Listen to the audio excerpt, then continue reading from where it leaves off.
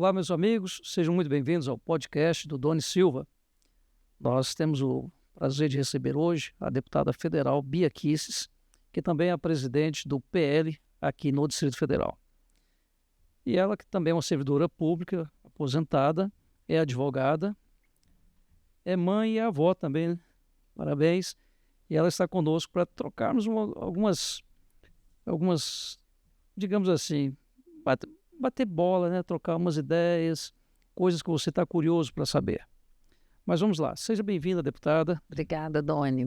Uma satisfação estar aqui. Obrigado. Deputada, eu tenho que perguntar, cadê o G. Dias? Pois é, menino. Eu acho que está todo mundo se perguntando. Não é incrível? Ele sumiu do mapa, né? Como se ele não tivesse nada, né, a ver com os fatos que, esse sim, que o Supremo não esquece. Né? Não esquece. Os fatos, que nós estamos tendo aí pessoas sendo condenadas todo dia, 14, 17 anos de cadeia. E o G. Dias, que estava nessa trama toda, né? Ninguém fala nada. Isso porque no caso dele tem vídeos, tem provas. Agora, no caso de quem está sendo condenado, não tem vídeo, não tem nada. Não tem áudio, não tem nem fotografia. Não tem nada. Tem bolinha de gude. Tem, né? Bolinha de gude. Bolinha de gude tem. Né? Bolinha de gude e estilingue podem derrubar uma república. É verdade. Que coisa, né, gente? Nós chegamos ao fundo do poço, não? Esse jurídico, esse judiciário. Sim, do jeito que está. Eu digo o seguinte, eu sou advogada, né? Sim. Inscrita na OAB do Distrito Federal, fui procuradora do Distrito Federal por 24 anos, fui coordenadora das ações que tramitavam perante os tribunais superiores, portanto, STJ Supremo, fui assessora no Supremo, fui assessora na STJ, conheço bem, né? O rito, né? O rito, o ordenamento jurídico. Eu te falo, o que acontece hoje, eu nunca estudei nos bancos da faculdade. É uma aberração, né? O que acontece hoje é que nós não temos mais, né, segurança jurídica, nós não temos sequer mais um ordenamento jurídico. Não. Então, a gente, como advogado, fala assim, as pessoas perguntam, o que pode acontecer se você fizer tal coisa? Eu falei, não sei. Hoje vai de acordo com o entendimento. Né? Exatamente. Alguns ministros lá do STF, eles vão assim, não, nessa linha. Não, de acordo com o meu entendimento, meu amigo, tem que ser de acordo com a lei, com o que está escrito, não é assim? Meu Deus do céu. Então, mas respondendo a sua pergunta, cadê o G. Dias, né? Por onde anda? Ou sumiram com ele, né? Eu quero perguntar se alguém sabe. É a pergunta de $1 milhão. Cadê o G. Dias? Cadê? Afinal, 8 de janeiro foi golpe de quem? Porque na minha visão e nas minhas investigações e apurações, eu nasci aqui há 57 anos. Até aquele dia, eu nunca havia visto a esplanada sem policiamento. Aí até um amigo me ligou naquela manhã, você não vem para cá não? Eu falei, tá muito estranho, tá muito fácil. Aí, resumindo, ele foi preso. Deixou a mulher no carro, desceu para tirar foto e foi preso. Então, aí quando você vai lendo, vai vendo as histórias, as omissões, né? Aí você vê o relatório que o G. Dias tinha em mãos e ninguém tomou providência, deixou, armou. Quem quebrou está solto e quem nada fez. Aquela história, quem quebrou vai dormir? Eles foram pegos lá dormindo. Né?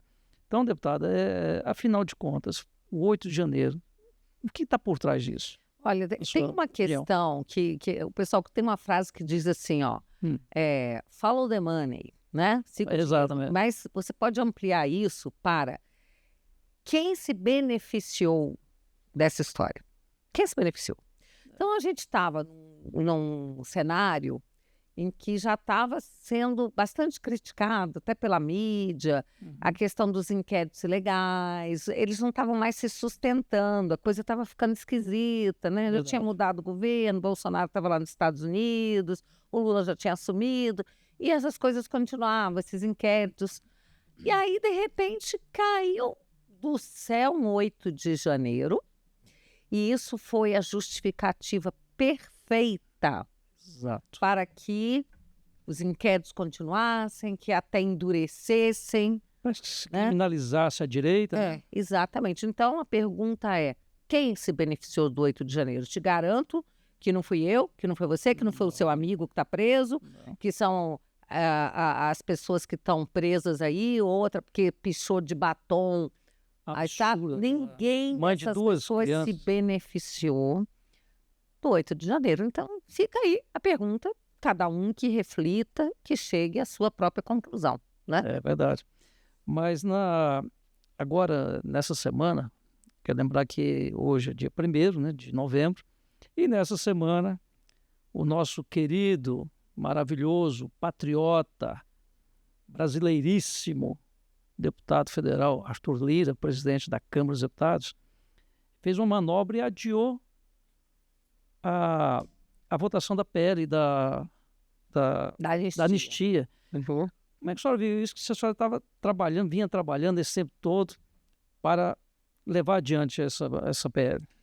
Isso. Foi Projeto de lei. uma surpresa para a gente, né? Desagradável. Obviamente, a gente chega no dia para votar e fica sabendo. Eu fiquei sabendo na véspera à noite. O Arthur Lira me chamou na residência oficial, chamou a deputada Carolina Detoni também, que é a presidente da CCJ, disse que, em deferência, eu fui a primeira mulher a presidir a CCJ, ela era presidente, para comunicar que tinha tomado essa decisão. Então, nós não tomamos parte dessa decisão. Até teve gente que falou, a Carol Detoni permitiu. Não, ela não permitiu, ela não foi consultada, ela foi Já veio pronto, né? informada. Ah, E no dia seguinte foi publicada a criação do grupo de trabalho. O presidente Arthur Lira, ele disse para a gente que ele entendia que se a gente aprovasse na CCJ, não havia clima nesse momento para aprovar no plenário, por causa das questões aí sucessórias. isso. Né? Por exemplo, o Elmar Nascimento, que é o líder do União Brasil, Isso. o relator do projeto, o deputado Rodrigo Valadares, ele é do União Brasil. E nos últimos tempos, com os problemas da sucessão, o líder do União Brasil, o Elmar, ele tirou o apoio do projeto e a União começou a criar problemas para a gente votar dentro da CCJ. Ele falou, olha, com a esquerda votando contra, a União votando contra, a gente, né, vocês não vão conseguir aprovar. Então, eu criei o grupo de trabalho para que se tire do foco dessa sucessão, essa questão, e com o grupo de trabalho vocês possam fazer audiência, chamar as pessoas, os parentes, os presos que estão soltos para irem lá depor, contar a sua situação e até sensibilizar os deputados. Okay. Digamos que seja isso, tá? Se for isso, né, a gente essa comissão vai ter que ser criada imediatamente. E aí nós vamos trabalhar e a gente espera aprovar o projeto de lei que saia de lá. Sim, e por que ele não fez essa comissão antes? 4, 5 meses antes? Pois é. É o jogo, né? 4, 5 meses antes, a gente o projeto ainda estava sendo... O relator ainda estava trabalhando nisso também. Não tinha nem ido para a CCJ, estava na mesa. Então, assim, a gente sabe que o Supremo não quer esse projeto, que a esquerda não quer, e que existe esse jogo de forças. E o Supremo consegue ainda manipular alguns ali no Congresso. Já tem ministro dizendo que se o projeto passar, eles vão julgar inconstitucional. É isso que eu estou te falando. Um juiz jamais pode se manifestar sobre um caso que ele vai julgar. Que dirá interferir num processo legislativo? Isso é um absurdo. Então, a questão é a seguinte. O Arthur Lira prometeu para a gente que vai criar a comissão e que até o dia, acho que é 10 de dezembro, a gente já vai ter votado. O PT diz que ele prometeu que criou a comissão para não votar. Quando é que a gente vai saber isso? Daqui uns dias. Daqui uns dias vai chegar 10 de dezembro. Aí vamos saber no dia, né? Vai saber se o projeto vai estar votado ou não. Aliás, a gente vai saber antes, né? Se ele vai criar ou não, se ele vai instituir ou não esse grupo de trabalho, essa comissão especial para votar. Agora, para a gente foi muito ruim, para os presos foi péssimo, para os familiares dos presos foi revoltante, porque todo mundo estava acompanhando com muita esperança, a gente lutando, vencendo cada obstáculo que a esquerda botava na CCJ, eles obstruíam, a gente conseguia superar, caminhar um pouquinho, derrubar a obstrução. Isso. Teve um dia que na hora que a gente ficou, sei lá, 4 horas enfrentando obstrução, na hora de ler o relatório, começou a ordem do dia, teve que suspender a sessão, foi um dia de trabalho perdido. Então, assim, a gente está lutando, não está fácil, mas eu quero passar uma mensagem para os parentes dos presos. Pode falar aqui, ó. A gente tem acompanhado muitos de vocês que estão lá sempre conosco na CCJ, na Câmara dos Deputados, que estão sempre presentes, não é? Para mostrar essa indignação de vocês e, ao mesmo tempo, a esperança. E a gente compartilha, a gente é solidário, a gente está lutando por vocês. Então, tenham certeza de que nós não vamos abandoná-los de forma alguma. Nós vamos continuar lutando e nós vamos em busca da solução para que essas pessoas perseguidas políticas que estão sendo tão maltratadas. Não são golpistas. Que golpista? Que golpista? A extrema imprensa que fala isso, a esquerda. Outra coisa, fica aquele povo da esquerda gritando, sem anistia, sem anistia. Muitos que estão gritando ali são anistiados. Exato. Foram anistiados. E lá atrás, sim, aquela anistia ampla, geral, e restrita, anistiou terrorista, sim. Anistiou guerrilheiro. Pessoa que jogava bomba de verdade, não era bolinha de gude, não. Pessoa que jogava... genuíno, né? Que matava civil, sim, matava rapaz militar que estava ali no seu posto, não estava fazendo nada, não estava não estava ameaçando ninguém. Então, muitos civis foram mortos, tá? E essas pessoas, assaltantes de banco, foram todas anistiadas. E não eram, sabe, inocentes, não. Não. Eram guerrilheiros, sabe? Assassinos, estupradores, criminosos pedófilos, mesmo, né? E foram todos anistiados. Aí vem com essa palhaçada de sem anistia, há pessoas que se beneficiaram da anistia e mais, receberam vultosas somas de indenização. Hoje eu fiquei sabendo que o Tesouro Nacional já gastou 13 bilhões de indenizações dos anistiados políticos, você acredita? E tudo gente de esquerda. É só para a patotinha deles. Exato. Aliás...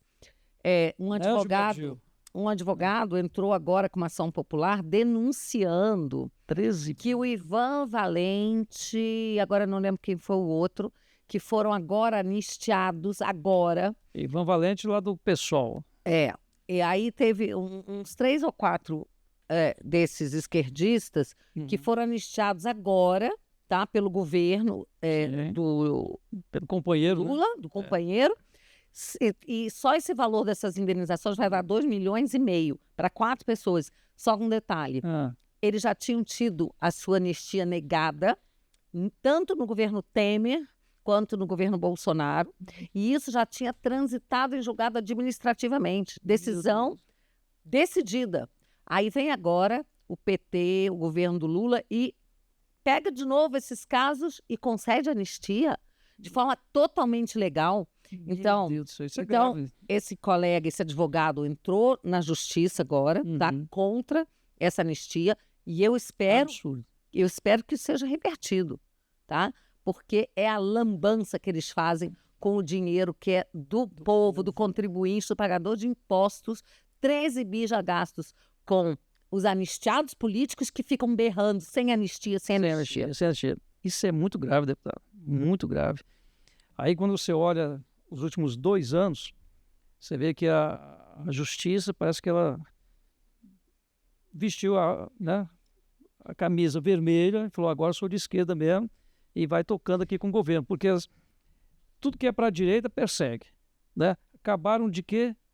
Limpar, santificar o Zé Dirceu. Mas a gente precisa fazer aqui uma diferenciação, né? Quando a gente fala da justiça, a gente tem que saber que existe a justiça, que é composta de homens e mulheres sérios, magistrados, né, que realmente trabalham duro. É a atual composição do STF. Mas a gente está falando da cúpula do judiciário. Isso, pronto. Então, a cúpula do judiciário realmente está dominada. Claro que tem muito juiz também de esquerda que usa do cargo para cometer também atrocidades, se espelhando, inclusive, nessa cúpula, né? Exatamente. Mas a gente não pode dizer que seja a maioria, tá? Não, não é, não é. Mas a cúpula do judiciário, sim, infelizmente, as instituições estão tomadas, né? Aparelhadas. E esse é um trabalho que vem sendo feito há muito tempo, desde as faculdades, há 50 anos. Né? Eles tomaram as faculdades, começaram a doutrinar as pessoas. Hoje em dia doutrinam desde o ensino básico, Exato. né? Já doutrinando as crianças. E eu quero dizer, inclusive, que a nossa Comissão de Educação acabou de aprovar um projeto que proíbe totalmente o uso de celular em sala de aula. Eu quero dizer que eu acho que esse projeto ele tem problemas, porque se não fosse o celular em sala de aula, nós não saberíamos, não teríamos provas de professores doutrinadores. Então, uma vez me entrevistaram para saber se eu era a favor ou contra. Eu falei, em geral, esse projeto tem coisas boas, porque menino não é para ficar usando em sala de aula, jogando, fazendo coisas que não tem que prestar atenção na aula. Mas um celular guardado na mochila, que de repente o aluno começa a ver um professor doutrinador que ele pegue e grave aquilo, isso é a ferramenta que o aluno tem para se defender dos abusadores. Então, esse projeto, esse lado aí. ele tem que ter ressalvas. Meu Deus. Eu vou trabalhar para mudar isso daí, para fazer ressalvas, porque nós não teríamos provas da doutrinação se não fossem os vídeos que foram gravados em sala de aula. Claro, não pode haver abuso. O celular ele pode atrapalhar muito a aula. Né? Eles não podem ficar, os alunos não podem ficar usando o celular para ficar se distraindo, não prestar atenção na aula. Mas num momento de necessidade que ele possa usar para gravar um doutrinador, se você proíbe a entrada na escola do celular, né, do aluno com o celular na escola, você está tirando a ferramenta e vai beneficiar mais ainda os doutrinadores. Lembrando que o STF, pouco tempo atrás, proibiu filmagens, invalidou filmagens até de operação policial adentrando a casa de um bandido. Não pode ali, porque não sei o que, cada desculpa esfarrapada. E sempre hoje, se você olhar todo o noticiário que está aqui, nas redes sociais, você vê que as decisões do STF nos últimos 2 anos protegem mais os bandidos não tenho dúvida. do que o trabalhador. Não tenho dúvida. Nós estamos vivendo uma bandidolatria. Sim. Existe aquela mentalidade de que o bandido é vítima da sociedade. Né? A nossa legislação penal, e principalmente a lei de execuções penais, ela precisa ser alterada e a gente está sempre trabalhando para isso. Aliás, nós conseguimos votar o fim da saidinha. A Câmara votou o fim da saidinha, o Senado aprovou, foi para o Lula vetou, nós derrubamos o veto. E aí, o Supremo vai lá e diz não. O fim da saidinha só pode ser para quem for preso daqui para frente. Para quem já foi preso, processado, é só para quem cometer crime daqui para frente. Pelo amor de Deus. Aquilo foi uma aberração. Toda interpretação é feita sempre, não é pró-sociedade, é sempre pró-criminalidade, pró-bandidagem. E quantos bandidos saíram? Eles estupram, eles matam. Tem cada crime bárbaro que ocorre. Cada crime bárbaro. E eles nem voltam. Né? Sempre 40% acaba fugindo, né? Saindo, se evadindo, não retornando. Então, fora que você gasta, né? Você gasta dinheiro, recursos públicos, a polícia, tendo que perseguir, tendo que procurar. Pelo amor de Deus. Então, assim, cometer o crime violento não pode ter direito a saidinha. Saidinha, ela é sustentável para pessoas que praticam delitos leves. Que são presos, mas praticaram delitos leves, sem emprego de violência. Tudo bem. Né? Agora, a pessoa é um estuprador, é um assassino, é um homicida, é um assaltante. Você vai deixar sair para... Aqui em Brasília já aconteceram crimes bárbaros. Né? Bárbaros, pela mano. Feitos por pessoas que estavam no regime da saída. Exatamente. E a criminalidade não para de crescer nesse governo, né? Mas, deputada, nos últimos 2 anos, o que a senhora destacaria, o que a senhora destaca na sua atuação, além desse cenário que a senhora falou aqui agora, o que a senhora mais destaca? Bom, vamos nessa sua luta. pouquinho mais. Vamos lá. Eu estou na minha segunda legislatura, né? Na primeira, eu quero destacar que eu fui a primeira mulher a presidir a CCJ, a comissão Isso é mais histórico. importante da casa, Parabéns. e que sofri assim, ataques bárbaros quando eu fui indicada. A grande mídia Bateu me pesado, atacando, bateu. chamando de extremista, radical, que eu não tinha condição. Ministro Supremo dizendo que eu presidia a CCJ representava um ataque ao Supremo. Você acredita nisso? Teve até isso. E eu fui, presidi e saí elogiada por todos. Todos os partidos reconheceram e elogiaram, até os de esquerda, a forma como eu conduzia a CCJ. E conseguimos grandes vitórias na CCJ sob a minha presidência, tá? A vida do governo foi fácil, não? Inclusive votar o marco temporal, Sim. com o ataque de flechada de índio, gás, olha, mas conseguimos. E aí, já você me perguntou os últimos 2 anos, então eu não podia deixar de falar da CCJ. No ano passado, eu fui a presidente da Comissão de Fiscalização Financeira e Controle, também a primeira mulher a presidir essa comissão, que é a mais importante para a oposição da casa, e nós ouvimos o maior número de ministros, tá, que foram ouvidos por essa comissão. Tá? Então, realmente, os ministros vieram à comissão, alguns prestaram esclarecimento, outros ficaram só lacrando, né? Tipo aquele Silvio Almeida, tipo Anísia, pessoas que não explicam nada. Mas nós conseguimos ouvir, os deputados foram atendidos no seu pleito de questionar, então isso foi bacana. Muito e esse ano, como líder da minoria, eu tenho conseguido, a minoria caminha junto com a oposição, eu tenho conseguido imprimir aí um trabalho que tem nos dado muitas vitórias, muitos projetos ruins que chegam do governo, tá?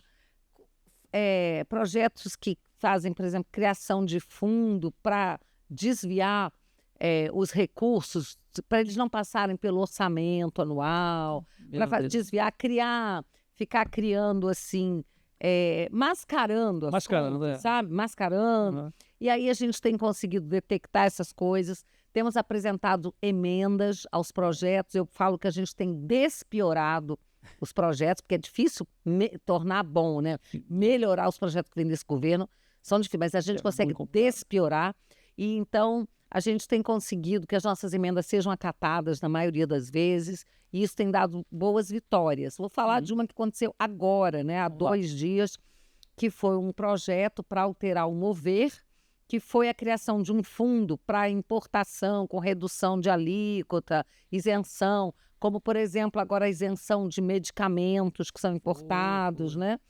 Então, a gente tinha votado Mover há 3 meses, agora a gente teve que votar um projeto para corrigir algumas coisas que não estavam caminhando bem. E uma delas, por exemplo, o governo que recebeu a delegação para indicar os membros do conselho do fundo do Mover, indicou, além dos ministros ou funcionários, servidores das pastas, o que é normal, indicou servidor da CUT, servidor da Força Sindical e da CNI, para um conselho que trata de ciência e tecnologia. Tá, que eles entendem disso? Ciência e tecnologia, olha só, para você poder importar automóvel, importar coisas que têm a ver com tecnologia. O que tem CUT e Força Sindical que fazer lá?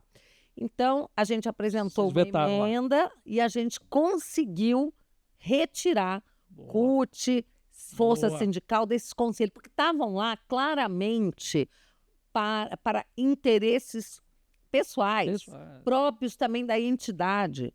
O que eles entendem de ciência e tecnologia para fazer parte desse conselho? Nada. Entendeu? Nada. Então, você pode perfeitamente desconfiar da intenção deles, né?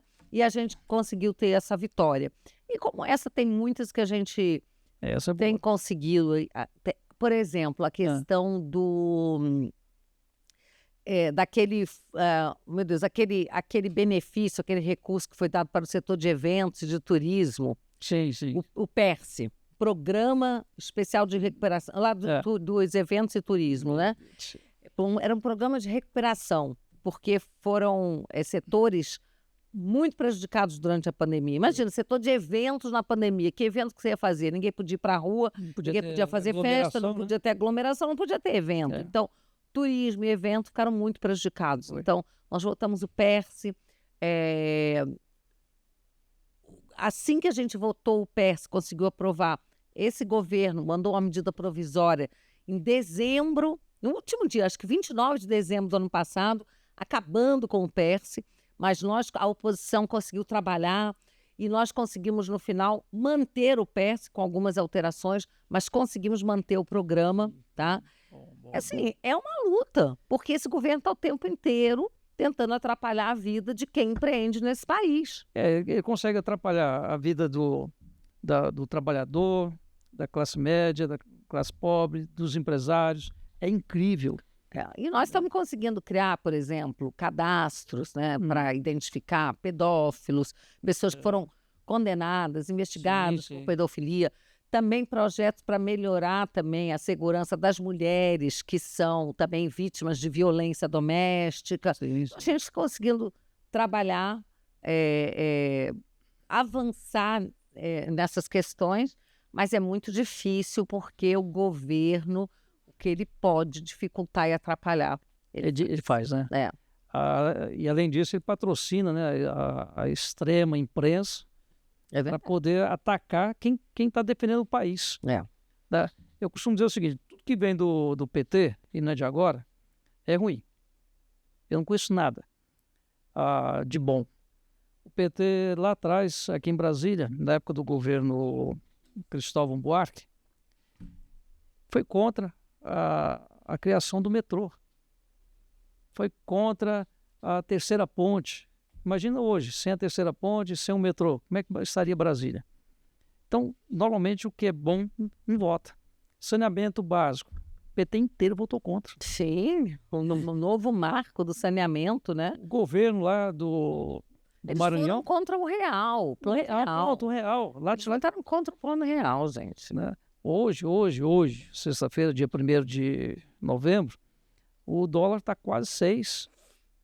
A bolsa fechou em baixa, porque o país está indo para o caos social. E é interessante que o discurso deles é que não, mas o PIB está melhorando. Tudo que melhorou no primeiro ano do governo Lula foi ainda resquício da política econômica do Paulo Guedes, do governo Bolsonaro. E do Banco Central. O Banco Central, que nós temos, é um presidente eleito 3 vezes o melhor presidente do Banco Central do mundo. Coisa inédita. Então, claro que quando você acerta, isso gera frutos que duram um tempo. É lógico. Mas esse desgoverno, veio com uma pressa em destruir o Brasil, que é um negócio inacreditável. Estavam com fome, né? Então, basta ver as estatais, que no governo Bolsonaro saíram de um prejuízo de 80 bi para dar lucro de mais de 40 bi. Foi. Né? Todas. De menos 80 para mais 40, 50 bi de superávit. Agora, nós já estamos quantos bilhões aí de prejuízo, entendeu? Então, tá muito difícil, Né? A gente está aí para um caminho assim, se nada for feito, imagina chegar no final de 26, o país vai estar quebrado. Está caminhando para isso. Uma coisa que está acontecendo, que entristece muito a gente, eu tenho ouvido falar muito de pessoas que têm um pequeno negócio, que são autônomas, vai fazer uma obra, uma pessoa que é mestre de obras há 40 anos, sempre trabalhando, tendo pedreiros na equipe dele, não consegue mais ninguém, porque as pessoas preferem não trabalhar para ter o Bolsa Família, para ter um benefício. Exatamente. Então está ficando difícil, porque e esse é o objetivo do governo. Eles querem deixar todo mundo dependendo, Bolsa isso, Bolsa aquilo, para depender deles, para votar neles. Não é? Deixar as pessoas escravizadas. É o que acontece lá da... O que a gente quer? A gente quer estimular as pessoas a produzirem, né? A terem emprego, a trabalharem. As pessoas não querem trabalhar. Primeiro, a legislação trabalhista brasileira obriga você a assinar a carteira, né? Com um custo altíssimo. E aí, a pessoa não quer ter a carteira assinada. Você fala, não, eu não vou deixar de assinar, senão depois essa pessoa vai na Justiça do Trabalho, me coloca lá e eu me ferro. Então, eu prefiro não contratar. E a pessoa prefere não ser contratada, Exato. se tiver que assinar a carteira. Então vai ficar numa situação que você não tem para onde correr. As pessoas se contentando, né, com uma situação de miserabilidade, de pobreza, mas ali que dá para ela pelo menos sobreviver, né, para não perder aquilo. É muito triste, porque o PT gosta tanto do pobre que ele multiplica os pobres. É verdade. Nós Verdade. acreditamos que o sucesso de um programa social, ele se mede pela quantidade de pessoas que saem do programa, não pelas que entram. Exato. O Estado tem que ir lá, tem que socorrer aquelas pessoas vulneráveis, Nossa. que estão com dificuldade, por exemplo, na época da pandemia, tinha que socorrer. Mas você tem que dar formação, capacitação para essas pessoas, para elas saírem disso, para Sim, elas se sim. libertarem. Agora, para o PT, o bom é você ter o máximo de pessoas possível recebendo bolsa isso, bolsa aquilo, Meu Deus. se acomodando, né? Porque aí essas pessoas todas dependem do governo. Mas essa que é a filosofia comunista, né? Se Exato. depende aqui, essa cúpula, quem está lá em cima, vive uma vida de capitalista, Sim, os amigos do rei, todos, do rei. né? Basta ver o que acontece lá em Cuba, Venezuela, né? O que vinha acontecendo lá na Argentina, com o governo esquerdista lá, quase praticamente quebrou o país. Então, Eles quebraram tanto o país, tanto, que o Milei anunciou na sua campanha que ele ia demitir funcionário servidor público, que ele ia fazer uma série de medidas duras, que ele ia, por exemplo, cortar subsídios de ônibus e aumentar a passagem. E as pessoas votaram nele assim mesmo, porque as pessoas queriam qualquer coisa que fosse diferente. E olha o sucesso que está sendo o governo Milei. Não, Gente, tá. vou te falar, estou com uma dor de cotovelo de argentino que não está fácil. Viu? é verdade. E agora, ainda por cima, ele extinguiu a Receita Federal, Eu vi, bacana. porque ele quer diminuir a burocracia. Ele falou, essas pessoas ali ficavam sempre com aquela sanha arrecadatória, vai criar um outro órgão mais enxuto e com outra mentalidade, sabe? Para ajudar o pagador de impostos, não para ficar cada vez mais Sugar, né? sugando o pagador de Mas impostos. sugar, o que o senhor acha da decisão de alguns governadores de não aceitarem o retorno do DPVAT? Claro, são todos governadores de direita, né? É lógico. Porque, assim, uma das primeiras coisas que o governo Bolsonaro fez de bom foi acabar com o DPVAT, porque aquilo ali, gente, era tanto desvio de dinheiro. Nossa. Tanto desvio de dinheiro. E a maioria das pessoas que tem carro já paga seguro. Então, para que pagar o DPVAT? Exato. Né? Por exemplo, e o seguro da moto, por exemplo, a pessoa que tinha dificuldade, não conseguia nem ter um carro, tinha uma moto suada, né? Assim, tinha que pagar aquela prestação mensal. O DPVAT da moto ainda era mais caro do que dos carros. Exato, eu lembro disso. O Bolsonaro acabou com essa festa, com essa lambança. Lambança. Aí lá vem o Lula e põe de novo. Quer dizer, a gente anda para frente, lá vem o atraso de novo, né? É a política do atraso. Aliás, eu vi na internet uma coisa que eu achei interessante no Instagram. O Lula disse esses dias que Jesus, acho que foi o Lula que falou que o Jesus foi o primeiro socialista que teve, né? Isso, E aí eu gostei da resposta. Puseram um meme Jesus dizendo assim: não, Lula, eu não sou socialista, eu multipliquei pães e não pobres. Exato. Né? Socialista multiplica pobres. Jesus multiplicava pães e peixes, não pobres. Deputada, vamos lá. 2026 está chegando. E Bolsonaro? Bom, nós estamos assim com esperanças, a gente tem que nutrir esperança de que ele se torne elegível novamente, né? Me perguntaram um dia, é possível? Eu falei, veja bem, lá atrás, se não me engano, no primeiro governo Lula, o Maluf não foi eleito por muito pouco. Aliás, ele foi eleito e caçaram. Aí ele veio a Brasília, conversou com o Lula, na outra semana o TSE voltou atrás. Então, tudo é possível, né? Tudo é possível. Agora, o Lula estava preso. Foi solto e ainda tornado elegível. Todos os seus crimes foram apagados devidamente, assim como agora do Zé Dirceu. Pois é, eu fiquei sabendo que já está dizendo que vai concorrer aqui por Brasília. Vai apanhar aqui em Brasília, viu? A gente espera que sim, que as pessoas tenham consciência. E eu tive uma informação de que, diante das dificuldades mentais, né, psicológicas do Lula, eles estão fazendo assim, liberaram, santificaram, inocentaram o Zé Dirceu para que ele venha candidato à presidência pelo PT. É muita pretensão. Nossa Senhora. Porque o povo acordou, né, deputada? Basta ver as eleições municipais agora. Claro. Olha, o Brasil deu um show. Parabéns. Foi, parabéns. Deu um show porque votou na direita. O PT só conseguiu uma capital, que foi Fortaleza, só uma. Eu nem sei, ele ficou com pouquíssimas prefeituras, não sei se são 200 e poucas prefeituras, de 5.700 municípios, ficou com 200 e pouca, quer dizer, foi reduzido a extrato de pó. Sim. Mas, assim, os caras, eles falam com uma arrogância, como se nada disso estivesse acontecendo. Exato. E o PT, ele tem um público, assim, um eleitorado que é fiel, mas que eu acho que hoje não deve passar aí de uns 20%. É aquele povo que vota no PT, no matter what. Quer dizer, não importa. Se o cara roubar, mostrar que está roubando, eles votam do mesmo jeito. Exatamente. Não importa. Exatamente. Porque ou é o cara que é completamente, digamos, ignorante, né? Não entende nada da política, é ignorante, ou é o cara que está se dando bem.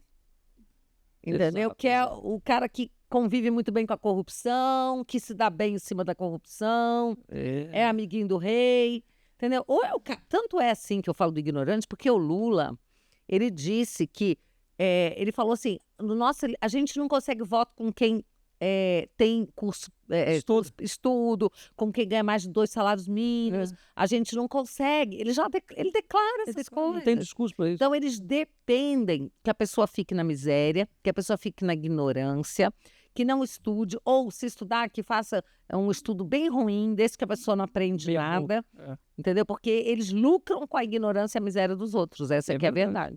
Mas, infelizmente, é triste, mas essa é a realidade. Eu gostei foi da declaração da presidente do PT, né, a Gleisi Hoffmann. Ela ficou muito injuriada, né? Quando a rota do PT, aí ela achou o culpado. As redes sociais, tem que regular as redes. Tem que regular as redes. Senão eles vão continuar sendo massacrados. Mas ela se esquece o seguinte, que o povo tem acesso a tudo. Enquanto o presidente Lula e a Janja passeiam mundo afora, às nossas custas, às suas custas, o povo, aí eles ficam lá, cadê a picanha do pop? Não tem picanha. Aí a semana ontem... Nem alface mais, né? Não, agora é o quê? É a chicória que vai substituir o alface também. Ele deu um exemplo. Então, é o governo da enganação, né? É aquele governo que adora o luxo. Não, vamos falar o seguinte, qual o modelo para eles de sociedade ideal? Cuba, né? Cuba não é a ilha paradisíaca? Então, Cuba agora acabou de autorizar 340 gramas de frango por mês por pessoa. Gente, vocês sabem o que é 340 gramas de frango? É um peito de frango. Meu Deus. É um peito de frango. Essa é a quantidade de carne, de frango, que um cubano passa a ter direito agora por mês. Por mês. Gente, é muita miséria. É muita miséria. Mostram, né? Aí censuram as redes lá. Teve aquele protesto no ano passado. A população foi às ruas. Foram presos.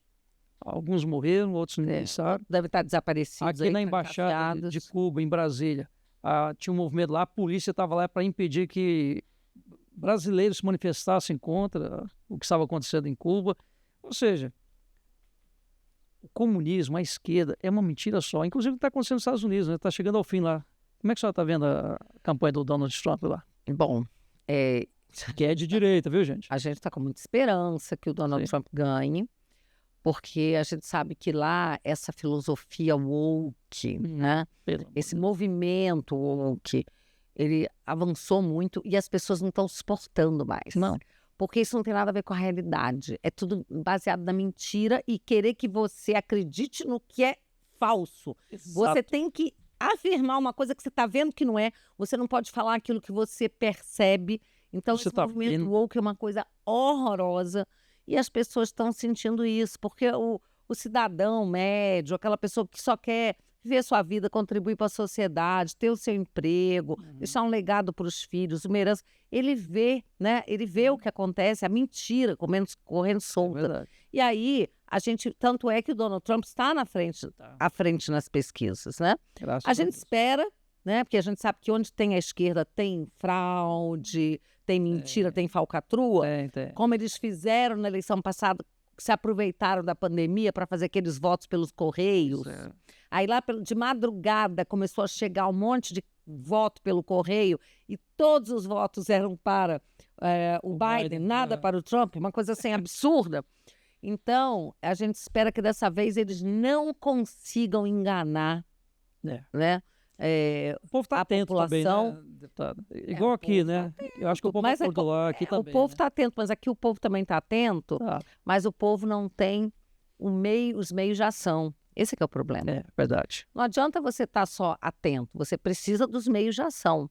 Então, é por isso que a gente precisa trabalhar muito para construir os meios de ação. Como é que a gente vai fazer isso? A gente precisa fazer o que a esquerda fez. Ela passou 50 anos aparelhando as instituições. Nós temos que formar pessoas. Não queremos aparelhar nada, mas nós queremos desinfetar as instituições, entendeu? Dessas pessoas que se utilizam do cargo para impor a sua ideologia. E não vive dela, né? Interessante. Exatamente. Mas nós queremos ter, por exemplo, juízes, promotores, médicos, advogados, cientistas, né, professores, que façam o seu papel, o papel legal, o papel constitucional. O professor tem que ensinar, não tem que doutrinar. É isso aí. Né? Então, o médico tem que cuidar também, tem que tratar do paciente, não tem que ficar, por exemplo, o próprio médico se voltando contra o ato médico, contra a liberdade do médico tratar o seu paciente, entendeu? Atacando os próprios médicos por conta de uma ideologia, entendeu? Que não pode admitir que o outro tenha liberdade. Então, assim, a gente precisa de cada um que faça o seu papel, que o juiz que aplique a lei, que não queira criar lei, se quiser criar lei, que vá concorrer a um cargo público, de deputado, de senador, aí sim vai legislar. Juiz tem que interpretar a lei e aplicar o caso concreto. E não pode interpretar de acordo com a sua vontade e a sua cabeça. Tem que seguir as regras de hermenêutica. Isso é uma coisa que primeira regra, você nunca interpreta uma lei contra o texto expresso da lei. Não é? Então, assim, se a lei é clara, não cabe interpretação, é só aplicar. A lei é clara quando diz que os deputados, eles são o quê? Eles têm imunidade parlamentar absoluta. Está sendo respeitado isso? Qualquer palavra, voto e opinião. Não está sendo respeitado. Agora mesmo, Gustavo Gayer, né, o Supremo criou maioria, conseguiu formar maioria para decretar o Gustavo réu por injúria. Mas peraí, gente. Deputado não comete crime. Não. Pela fala. Na Constituição está escrito, artigo 53, uma vez eleito, né?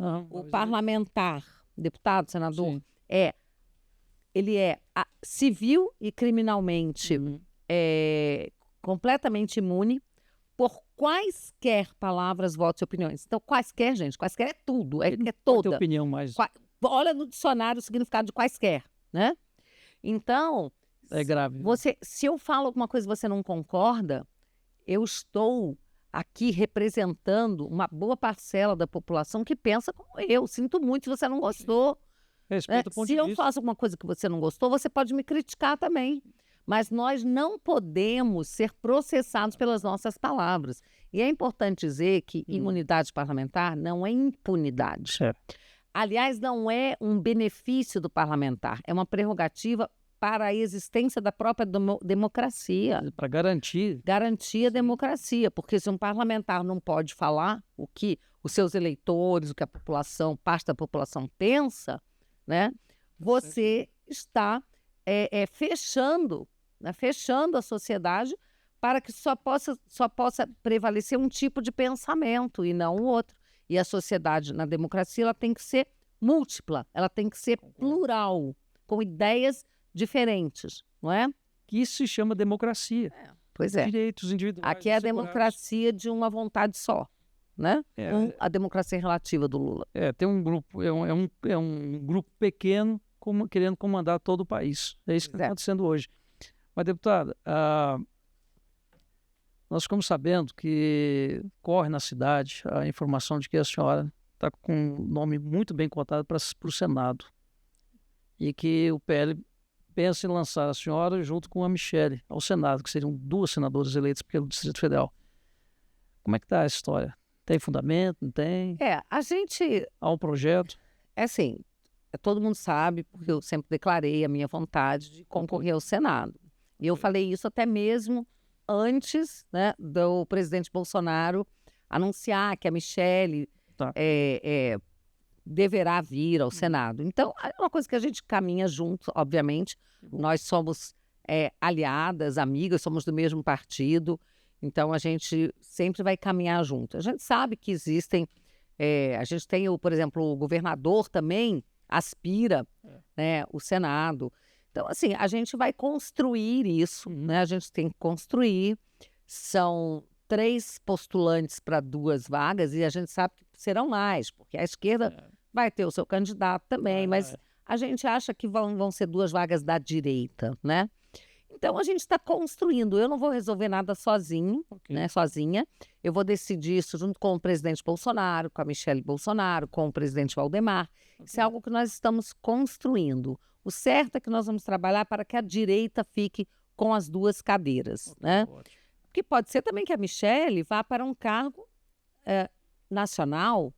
A gente não sabe o que vai acontecer, né? Então, assim, mas eu já lancei, né? Estou lançando meu nome também para o cargo majoritário. Vou trabalhar para isso, né? Até porque a senhora foi a deputada federal mais votada nas últimas eleições. Isso. Mais de 200 mil votos. Isso, foi quase 215 mil. 214.733 votos. Então já está mais do que habilitada para se candidatar ao Senado. Eu tenho muito, assim, pedido dos meus eleitores, eles me pedem muito. Onde eu vou, meus eleitores me pedem, olha, agora a gente quer você ou no Senado ou no governo, hein? Ou no Senado ou no governo.